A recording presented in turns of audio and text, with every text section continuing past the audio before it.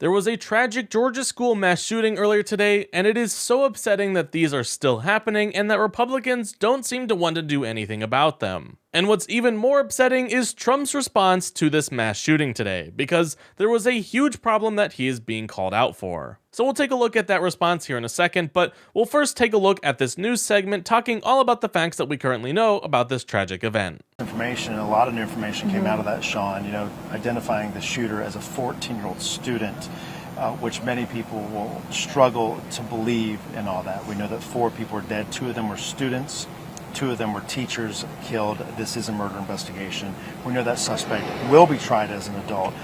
There was a lot that came up several times about the response by law enforcement, how quick the response is, and that goes back to the shooting in Uvalde, because there was so much criticism against law enforcement there in Texas. And how in fact, some people lost their jobs because of the response. But we're hearing from both GBI, from the school superintendent, also from the sheriff here in Barrow County, that there was according to them, the response time was quick.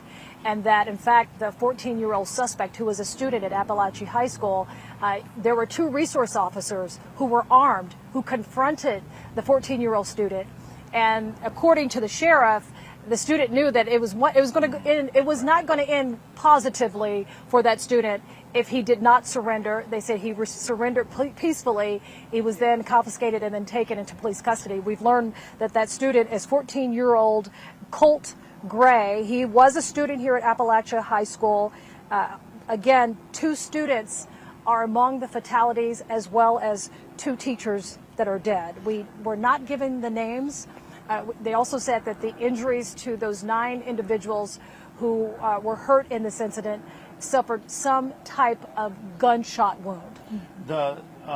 We also heard that the suspect, obviously in custody now, but is helping with the investigation and is talking with investigators, which is a key component to figure out why all this took place today as they sort this through and they investigate not only what happened inside there, but what he's saying about what happened that day. So a lot of people are probably wondering, if you have children at Appalachia High School, we have learned from the school superintendent that classes will be dismissed all this week. There will be no school whatsoever, but they are going to have their resource office open where they will have grief counselors on staff for anyone, whether you're a student in the school district or you live in the community or you're in the surrounding community and you need someone to talk to help you process the grief, to discuss how you can help talk to your children about it will be safe to go back to school again.